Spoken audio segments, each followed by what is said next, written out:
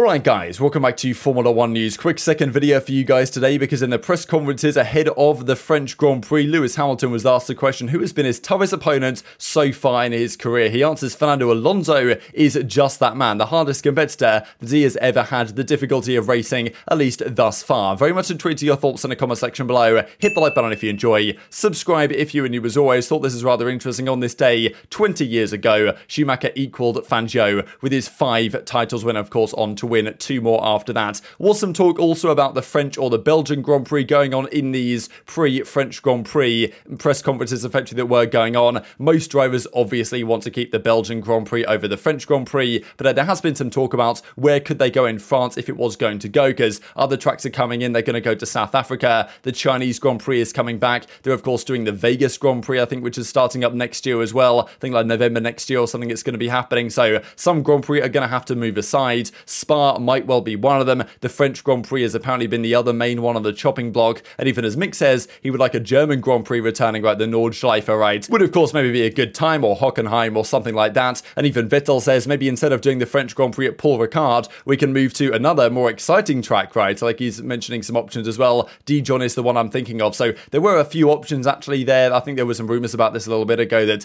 they might try and move the French Grand Prix from where it currently is, but I suppose we'll see how that one goes. Now Hamilton was asked the question about, okay, who was the most competitive, fierce driver that ever had to race in his career? Who gave him the hardest time of any driver that Hamilton has ever been paired up with? Because most drivers he's been paired up with, he's dealt with relatively handily, at least in terms of teammates. Even Bottas said, like, I think it was after 2020, that he was getting, like, his morale was just getting crushed by Hamilton so much that he considered retiring or stepping away because it was just difficult for an F1 driver to handle getting battered by your teammate week in, week out. And of course, this didn't necessarily just refer to who Hamilton has had as teammates, but they go on to ask the question, who's the toughest opponent of his career so far? And as Hamilton says, pretty much when he first came into the sport, I remember the task of being alongside Fernando Alonso when I was 22. It's a lot of pressure to go up against a great like him. On pure pace, I would say it's Fernando, and ability. To quite the statement really, right? Looking back at all the years in his career, the Rosbergs, for example, doesn't even mention him. The Verstappens, of course, of recent couple of years, and saying, no, look, it's Fernando Alonso by a margin, because he doesn't even mention anyone else, right? This was the full quote. Says, I think it's difficult to say who has necessarily been the strongest competitor, because every time you're with someone, you're in a different place in your life. I remember the task of being alongside Fernando. I was so young mentally, and of course, okay in terms of skill, but it's still a lot of pressure to go up against a great like him. I would say on pure pace, Fernando is the toughest. We had some good battles. I wish we could have had more. Hopefully he will continue to race, so hopefully we'll have more in the future, right? And I think Alpine are confident as well. They might get a more competitive car going forwards, but definitely intrigued to your perspective on this one, right? Out of all the rivals that Hamilton has had during his career, the drama of the Rosberg days, of course, well, the drama of the Verstappen days as well, but the pure like pace that Verstappen is able to extract on a regular basis. Hamilton doesn't even bring these guys necessarily into the conversation. It's all about Fernando Alonso, right? And what he was experiencing at the early part of his career. Of course, part of that probably is because he was paired up with this guy right to the start of his, early days in Formula 1. So that, of course, is going to be very tough to be alongside a guy like Alonso when he first come into the sport, rather when you've got an awful lot of experience, but still giving an awful lot of credit to Alonso's ability, right? I think Alonso's been driving phenomenally as of late. Like, I think just watching him on the circuit is, well, since he's kind of made his return to Formula 1, is a joy to watch, and hopefully he can actually have a better result this weekend